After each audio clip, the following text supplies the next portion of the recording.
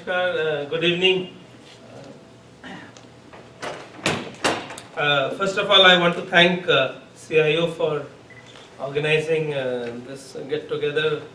It's not easy to get people out of their comfort of their couches on a Saturday afternoon. But I'm so happy to see a sizable gathering here. People from very far have also come from New Jersey. I see some friends here.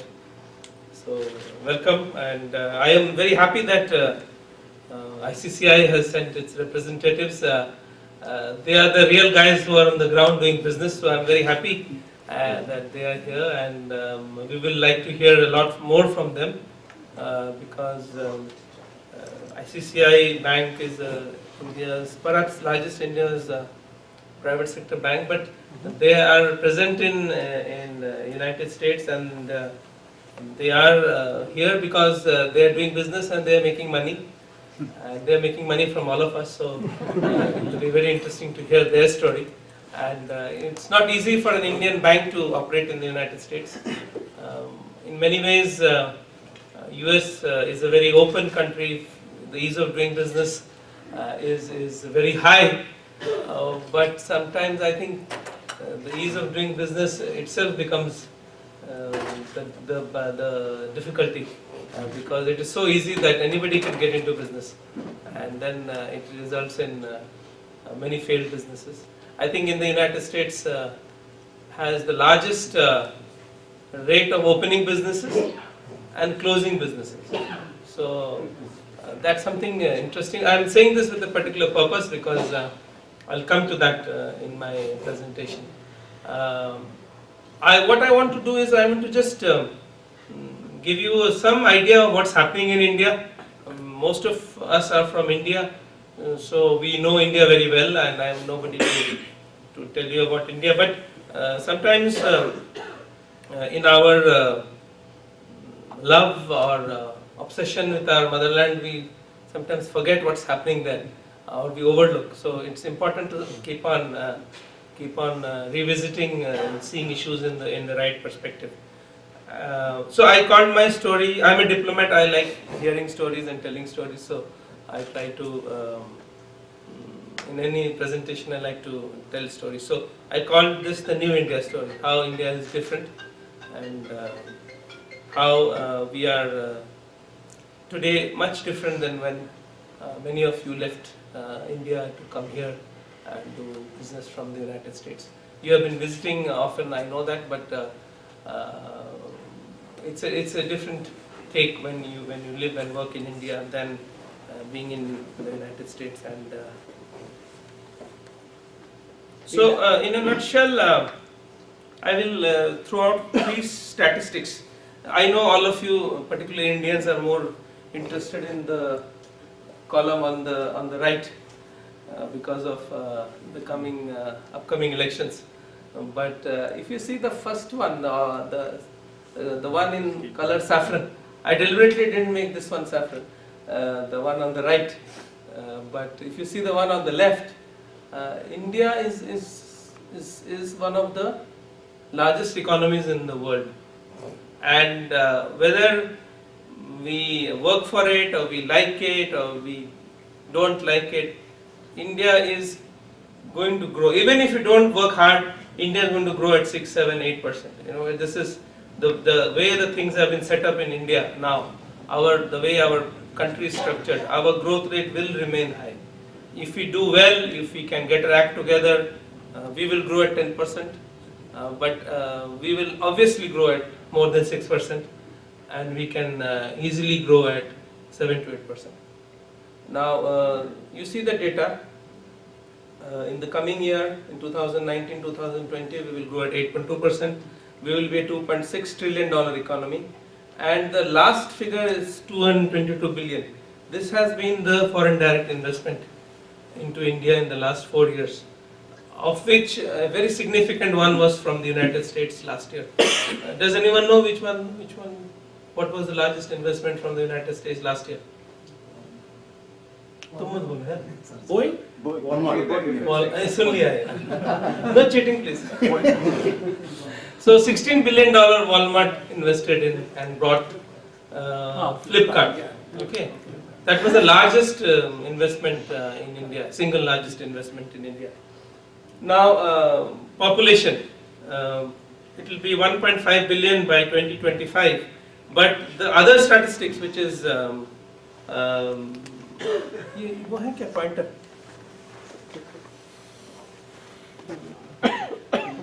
It doesn't matter. The other statistics is very interesting. India is will be the largest population country, but it will remain the youngest country in the world. Now this is very significant because most of the large economies are aging. Europe is aging, United States started to age, China is aging. So where will the workforce of the future come from? It will come from India. Indian median age, even in 2025, will be 29 years. And our demographic dividend will last for 50 years. Because we are so many, it will take a long time to age. So this is a positive. We should always remember that, you know, the future of manufacturing, the future of IT services, the future of you know, making anything at a reasonable cost will come to India. The logic of the equation is such now. Then consumption is increasing, and our per capita income will also increase. And by 2025, it will cross $20,000. So these are statistics which are very important to keep in mind when all of you are into businesses, when you are planning your businesses or you are planning the future of your children. We need to keep these things in mind. And the last column is important because India is a democracy. There are not too many large democracies in the world. After the United States or before the United States, it is India, or after the United States, India.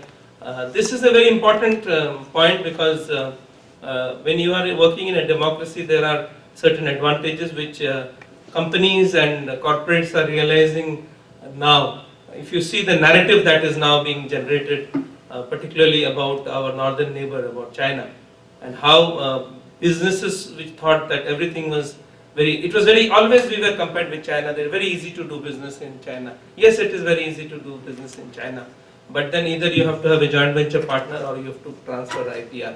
With India, those things are not there. In India, we have a large number of fully owned companies. You know, my friends from ICICI Bank will endorse. You know, all US majors are present in India, and they are not in any joint venture with Indian companies. Google is not in any joint venture with a Indian company, or Boeing is not in joint venture. So American companies are setting up shop in India. Google employs 100,000 people in India. Any major company, whether it is Facebook or it is Google or Twitter or Apple or Microsoft or Boeing, all of them are having their development centers in India.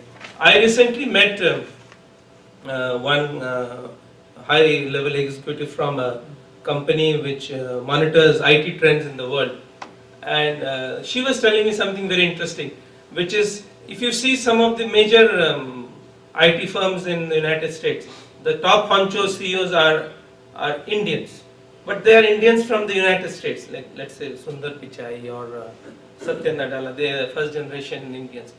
But she was saying that the number of IT professionals in India is so large, and US companies are employing such huge numbers of IT professionals in India, that the next generation of world leaders of IT companies, they will come from India. They will be Indians from India, not Indians from the United States. This is the projection of most of the major companies. So, you know, it's important to keep these things in mind. Then our demographic dividend, this may not hold much interest for people like us, but when I Paresh, हमारा computer है क्या ये? Sleep mode में थोड़ा सो जाता है. Made in India नहीं है ना sir.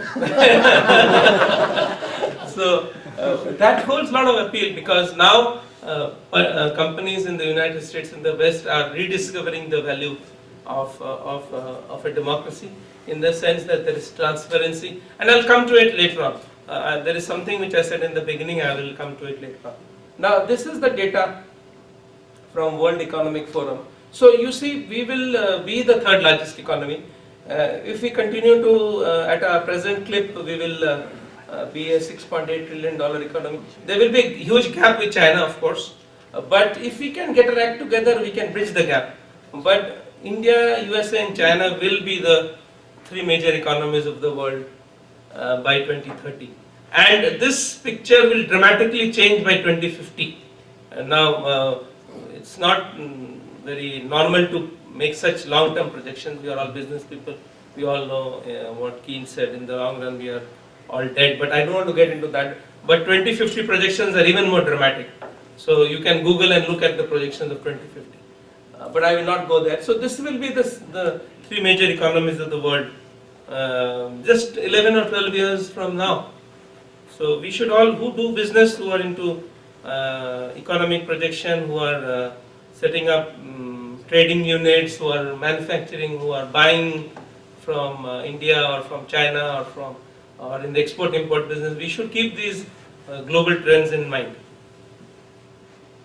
Now, this is what is happening in India. You see, in every sphere, there is a great deal of activity and movement, whether it is building metro rail, building roads, building airports, the aviation industry. The highest growth in aviation is in India. The Boeing order book is worth $300 billion of aircraft from India. So this is the kind of business that India is generating for the world. So we build, I think, 40 kilometers of highway every day. You know, railway stations are being redeveloped. I don't know, did anyone go to Prayagraj for Kumbh? आपने प्रयागराज का railway station देखा?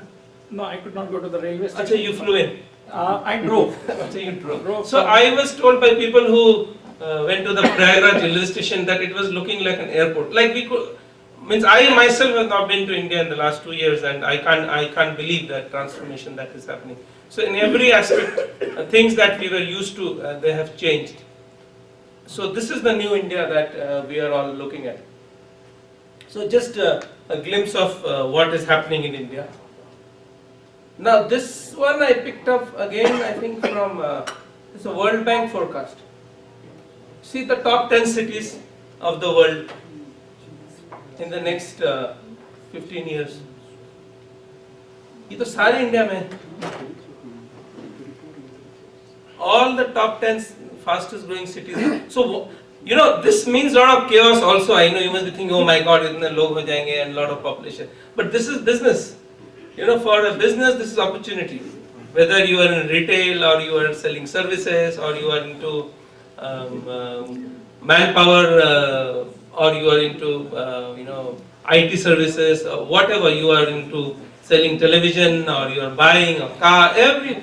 Businesses like dense population. You are in one small area. If people are, why Singapore and Hong Kong favorite of business people? In 1 square kilometer you get thousands of people. So businesses like that. Density of population is good for business. Huge urban Montana. Who wants to go to Montana? In the entire state there are 5 million people. In my colony where I live in Delhi is 5 million. So I just think about it. How the scenario. India is considered to be a rural country. It is changing. It will be an urbanized India. So the India that you left back home is no longer there. It's no longer there. It's changing. So you see this data. Vijayawada will have what? 8.6 million people. Trichy. These names we didn't even know. Many of us have not heard of these cities. They will be the 10 fastest growing cities in the world. एक और transformation, what is happening in India is becoming digital. So Indians will become data rich or are data rich. They may be money wise poor, but they are data rich. The largest mobile phone downloads happen in India. Okay, the cheapest data rates are in India. I don't know if you've seen this movie Gully Boy. Yeah. You have not seen, you must go and see the movie. Usme one girl is telling his girlfriend that you must see this movie on your phone. He said data khatam ho gaya mera. So she says, okay, take my data. So people are transacting in data. It's incredible. You know, Now in India they say roti, kapda, makan and Wi-Fi. So that's Wi-Fi, fourth, or what Wi-Fi or Wi-Fi? data. Yes, that's the fourth essential. not wife. No, not right.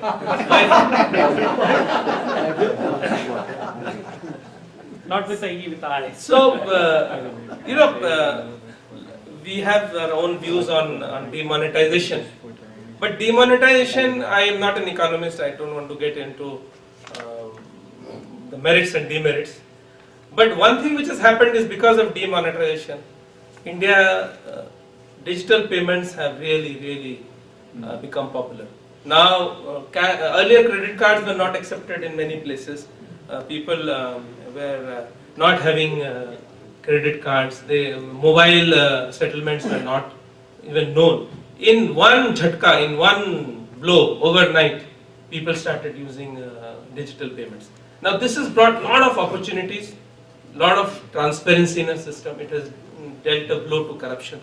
A lot of informal sector payments. Teachers used to go to school. I'll give you a small example. Teachers used to go to school and let's say they were paid 10,000 rupees. What the principal would do is make them sign a 10,000 rupee voucher but pay them 8,000. Now that is gone. Now if you're contracted for 10,000, you have to be paid 10,000 because you cannot be paid in cash anymore. So the money has to go into a bank account. Now this has given a lot of formalization to the economy. Jobs which were under the radar have come above the radar. Now what that means? It means more taxpayers. India has been a largely non-compliant country in terms of tax. People thought one should not pay tax. That was the understanding in India. Tax dena is like haram, paap ho jayega, tax de de. And all of us understand that. Tax evasion was our dharma. We thought tax kyun denge? We will want all services from the government, but we would not want to pay tax. And people went to great lengths to avoid tax. Great lengths to avoid tax. But that is changing now. India is becoming compliant after demonetization and some other reforms like GST. People have started paying tax. Our direct tax base has increased. Our indirect tax base has increased. Number of taxpayers have increased, and our tax revenue has dramatically increased. Now this is interesting because as our tax base is increasing, our ability to provide services to the poor is also increasing. Another thing which happened more or less with or just before demonetization was creation of bank accounts of the poor. 300 million bank accounts, the largest financial or banking inclusion exercise anywhere in the world. 300 million bank accounts were opened for the poor, and money which was supposed to go to the poor but was eaten up by the middlemen on the way, that is now going directly into the bank accounts of the poor people. So whether it is scholarships or it is आप कितने बार सोते हो दिन में? जब मौका मिले सो जाता हूँ। बहुत बार देना पड़ता है। Whether it was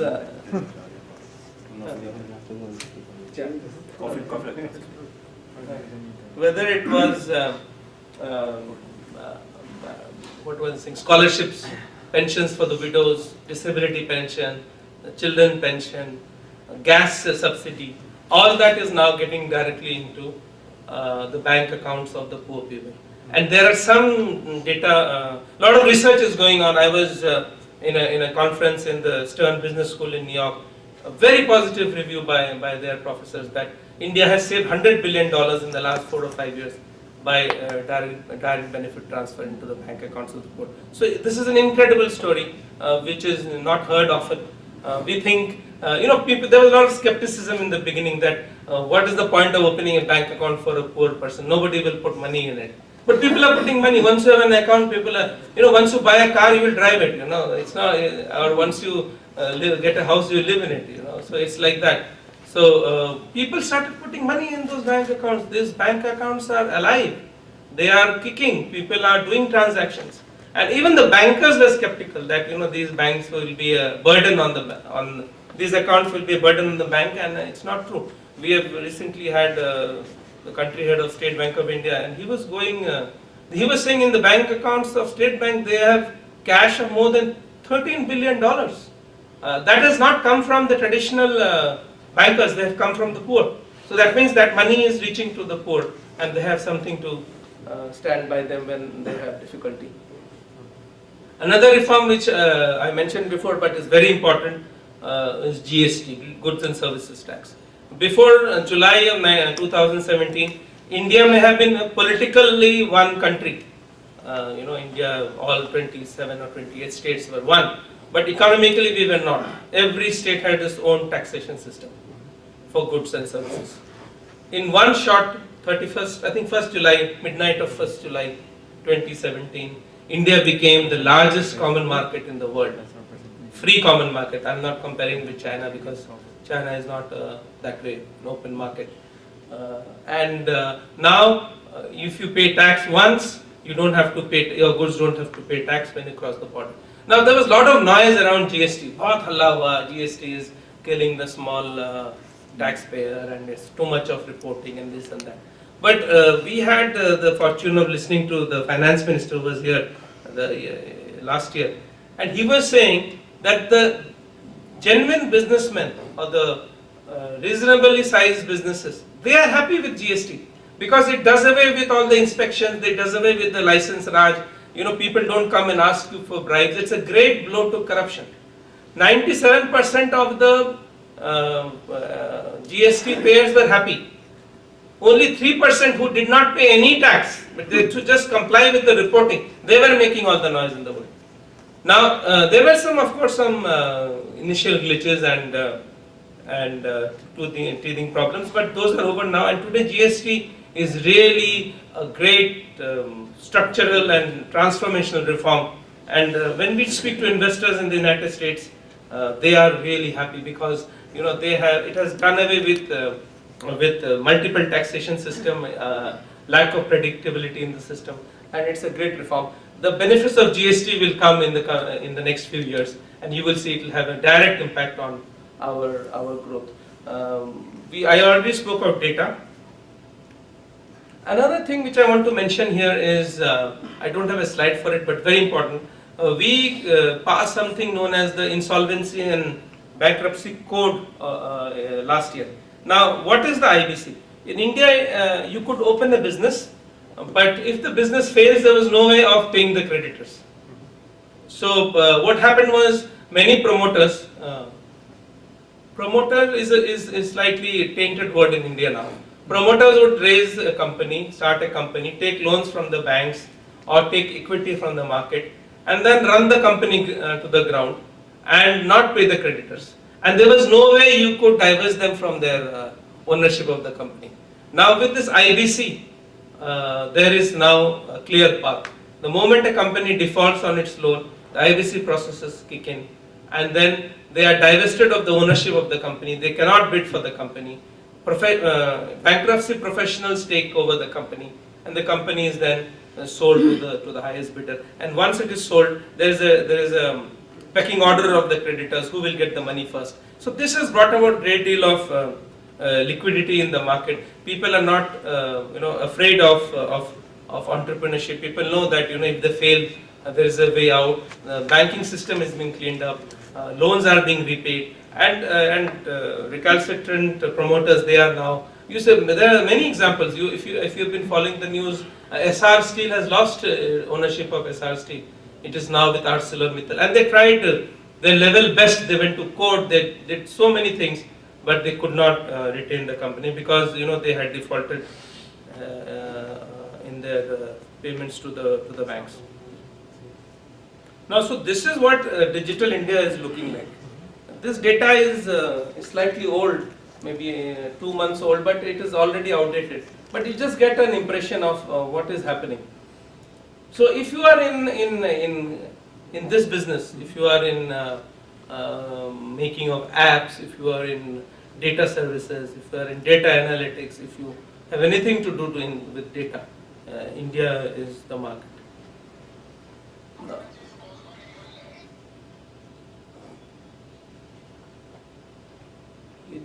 Also, India is the land of innovation. Now, let me see if this video works. Oh.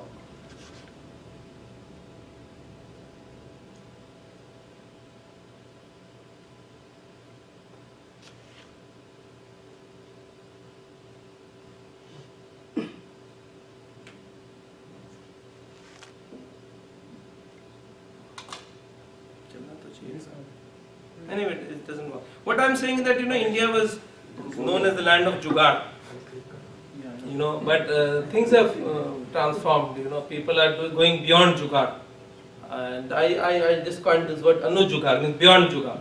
And what does it mean? This story I found it on. It came on WhatsApp to me, and I found it incredibly interesting. That somebody has made a ventilator and connected to a smartphone, and it costs 50,000 rupees, not even $700. Whereas a proper ventilator machine costs 5 lakh rupees, or let's say $9,000. Now, lack of ventilator machine meant that hospital beds were occupied for years. People could not be sent home, those whose lung function had deteriorated, and they were occupying hospital beds. Now, this innovator, along with the doctor of AIIMS in New Delhi, has come out with this small machine, and it has transformed the ventilator scene in India, and people are able to afford this machine, go home. The patient will not recover, he will always be on a ventilator, but at least he can be home, and it's much more easier for the family. So I thought I had loaded this thing on, but somehow it didn't work. Sometimes jugaad doesn't work also. Click. Next चला जाता है. खड़ा होना पड़ेगा.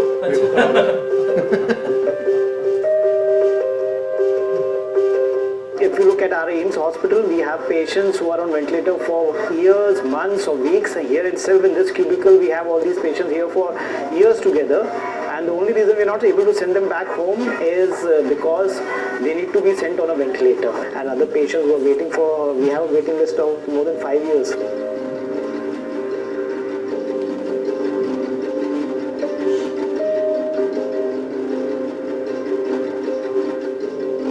Rewind back around 1.5 to 2 years back. So it all started with discharging this patient who's Sachin in this case. So we gathered around that patient. We said, hey, listen, he's there in AIIMS from last 4 years, and we need to discharge him, and we need to make a device that he can take back home. At that time, and even today, there is no cost-effective ventilator available in India.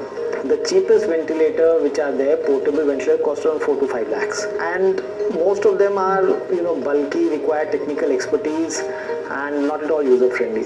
Compared to normal ventilators, this device, if you look out here, this is extremely portable, very small, weighing less than 3 kgs, and it runs off an Android phone. So one thing we realized was that most patients and relatives, they own a smartphone, and we wanted something to make which was very user friendly. So we designed an app.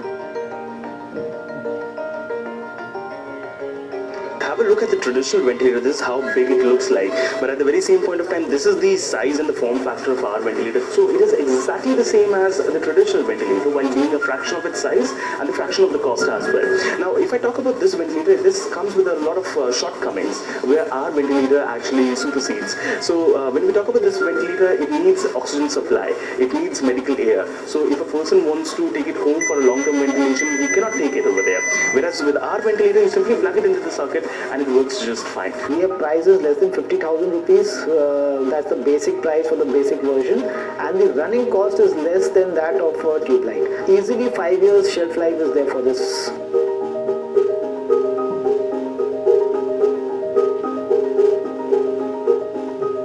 इसके ventilator लग गया, हाथ तक कोई काम नहीं करते थे कि एक बंदा तो हॉस्पिटल 24 घंटे रहता ही था, मतलब चाहिए ही रात और दिन.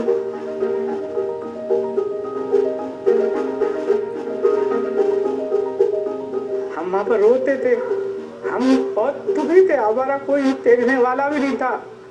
हम वहाँ पर किस तरह गुजारे 5 साल. हम एक रुपए के लिए मोहताज हो गए, अन्ना हमारा कोई कमाने वाला, हम अकेले थे.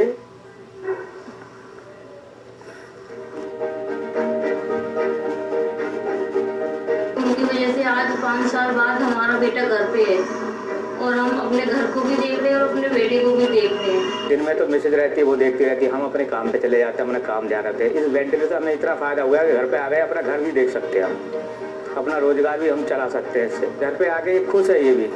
घर पे अपने बहन के साथ है या सबके साथ रहता है, खुले हवा रहता है यहाँ पर। Anyone can go ahead to our website and buy this ventilator. More than 30 to 40 hospitals who are actually using it right now. There is a acute scarcity, and I would suppose that around 1 million ventilators are urgently required across India right now. So here our ventilator fits in perfectly because it can be used at home, it can be used in the ward, it can be used as an ICU advanced ventilator, and yes, it can be used in the ambulances also. जब से सचिन घर पे लेके आए हैं M से, तो वहाँ पर 3 या 4 बच्चे अभी और वेंटिलेटर पे ही उसी कमरे में हैं। तो वो भी अब जाने की घर की तैयारी करे, वो भी करे हमें छोटा वेंटिलेटर हमारे पास भी लगाइए, हमें टेस्ट के लिए। कुछ और ही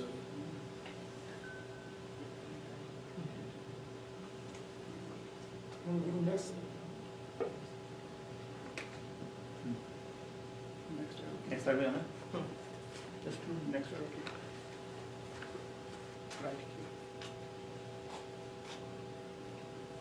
So you got the hang of the story that a great deal of innovation is happening in India, and the key word or the catch in India is affordable innovation. So if you make ventilators, which you saw, he was talking about 1 million ventilators are required in India. So if you make ventilators which are affordable, they will sell. So that is the key, and again, very affordable innovation. I was mentioning about money transfer. Not everybody has a smartphone in India. So this application has been developed called Bheem. So here, with Bheem you can transfer money using a basic phone, which we used to use, let's say 15 years back, Nokia phone, feature phone. So आजकल तो दिखते भी नहीं हो, but they are used by the poor in India. But they have bank accounts now. So how to let them make transactions? Now it's not possible for them to go always to the bank. So we developed this app, and now it is one of the most popular banking applications used anywhere in the world. Also, a lot of innovation happening in schools.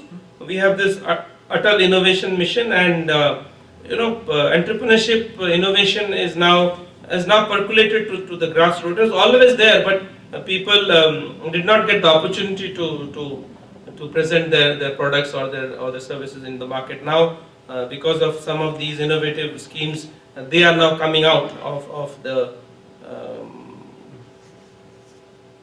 Now, the result of this is India is the second largest startup ecosystem in the world. I will now just focus a little bit on. So I gave you a hang of what's happening in India. Now, how does it impact the United States?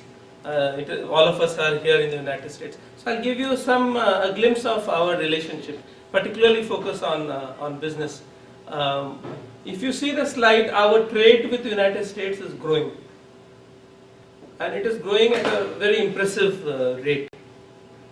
From 114 billion in 2016, it has crossed 140 billion in 2018. But I think it is more than 140 billion because we don't have the data for the entire year. Now, trade deficit has been an issue with the United States. All of you have been reading the press.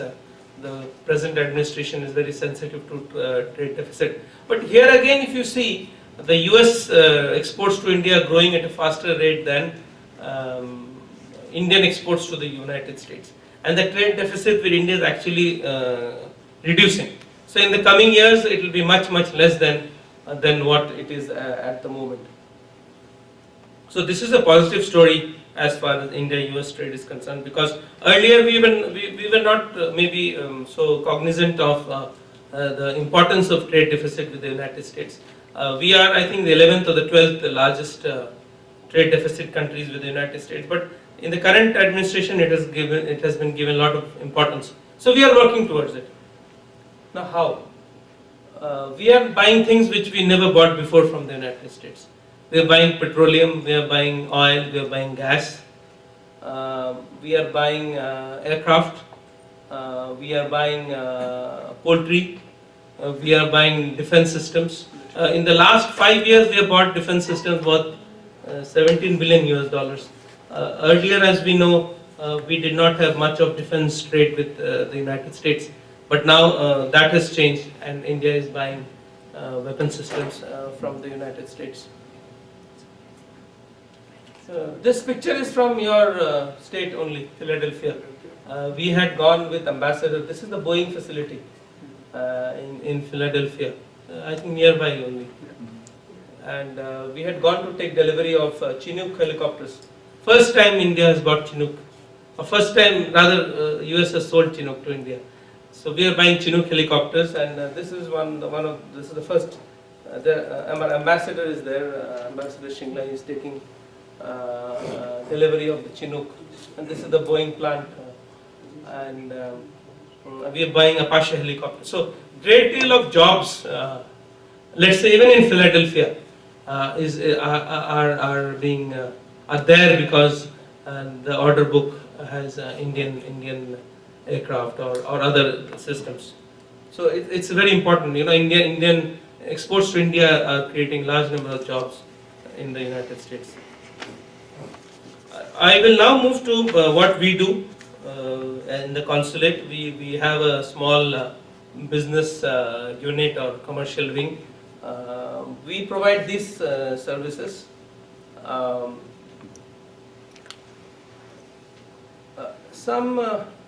will see if this works. Some new initiatives I will mention. One is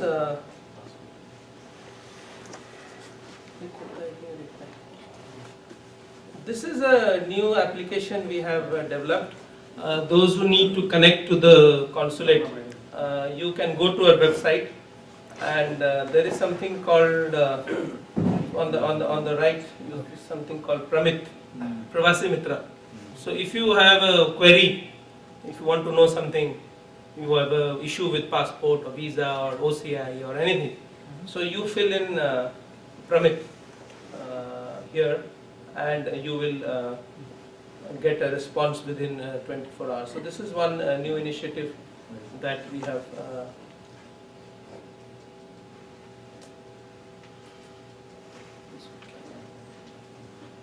You don't go back, right?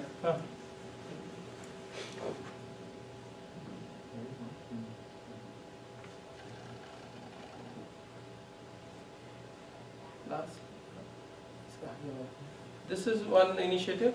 The second is Indian Professionals and Investors Network. You see why this is important. Earlier we used to know that American companies invest in India. That was the predominant narrative. But now Indian companies are investing in the United States. We are creating jobs in the United States. Particularly, Pennsylvania is one of the largest recipients of Indian investment. There are many enterprises here which are out of India, Indian corporates.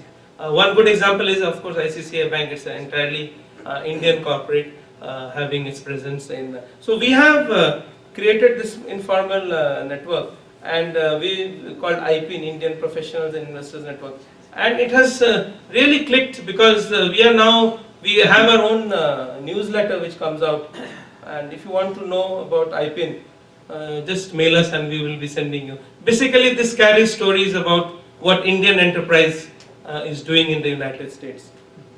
So we launched it earlier this year, and it already goes out to a large number of individuals and companies.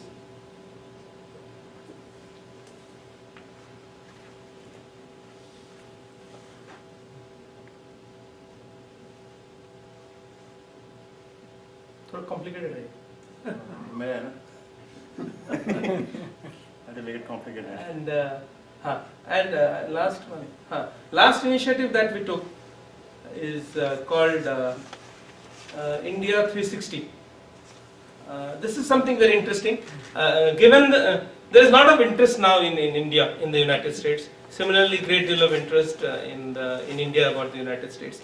Our relationship has transformed.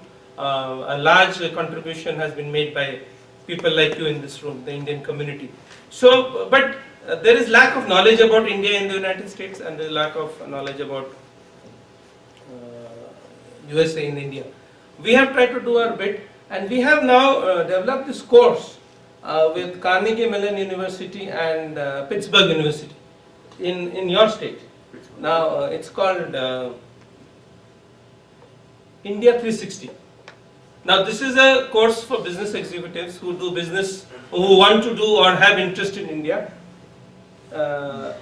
This is a consulate. I really in love with this initiative, because rarely you find consulates getting involved with education institutions and building and developing a course. This has been entirely done by our interaction with the diaspora. Once I went to Pittsburgh and visited the university, and there were professors of Indian origin, and हर समय की तरह they asked, भाई साहब हम क्या कर सकते हैं इंडिया के लिए? So I said, कुछ कीजिए, course कीजिए, you are teachers, and they really took up the challenge, and we did some to and fro, and this course has been developed.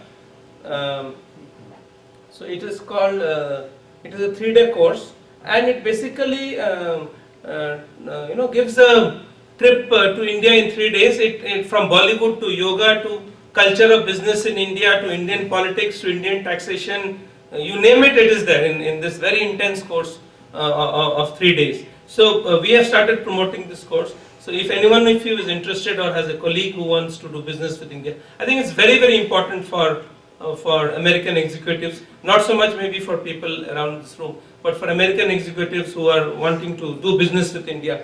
I think this course will be very valuable. And this has come out just out of interaction and discussion over a cup of coffee. And I was amazed by the initiative and the enterprise of University of Pittsburgh and Carnegie Mellon University.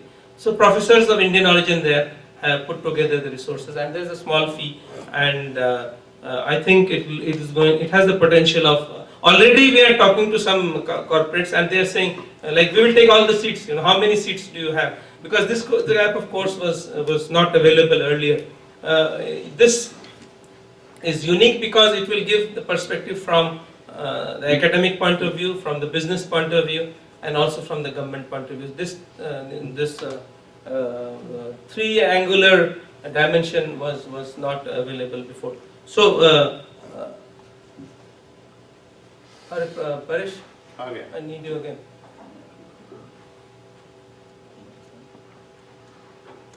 That's fine. This is much quicker. So these are the 3 initiatives that we in our consulate have taken with the idea that we connect to the community, we connect to people who want to do business with India. As I said, this is our Pramit form. So it deals with all kinds of requests. If you have an educational, something to do with education, you want to know how to get a scholarship in India, or you have a, you want to go and do research in India, you just fill the education form, and we will respond to you. And it has been, we launched it 3 months back. The problem is that we never bothered to take any copyright or anything, and already people have copied it and circulated to all our embassies world over, saying, and they gave it a different name. So we are now in a very ugly spat with another company, saying that this is our product, don't copy this. So, but we are not in the business of taking ownership of our trademark or anything else. But let's see how this develops. So you see, what happens is in our consulate, this screen opens up on our desktop for all our officers, and the green ones means that the answers have gone, and the red one means it's pending. So end of the day, everything becomes green, and the orange one means that we have answered, but you have another query, or you're not happy with the answer, so wrote back. So, but end of the day, we make sure that every button becomes green, and on an average, we are getting 60 to 70 queries on this platform. Our goal is that every query should come onto this platform, so that people stop complaining that consulate doesn't respond, or nobody answered my phone, or because people reach us out on everything, on social media, on Twitter, on Facebook, and it is physically impossible to respond to every query that way. And emails are actually becoming a thing of the past, because there are so many emails in a day, and if you don't reply to your email today, tomorrow in the new sets of email come, who's got the time to go and look up their old emails, So we were very much in need of such a system. And the best thing is that this has been developed by us in the consulate. So it is a app which is I think one of the few apps which has been developed by the user itself, because we put things that we know and we wanted. So it's a unique thing, and we were hoping to launch it across all our embassies and consulates in the United States in the coming month, and perhaps if it picks up, maybe all over the world. So this is one innovation which happened in the consulate.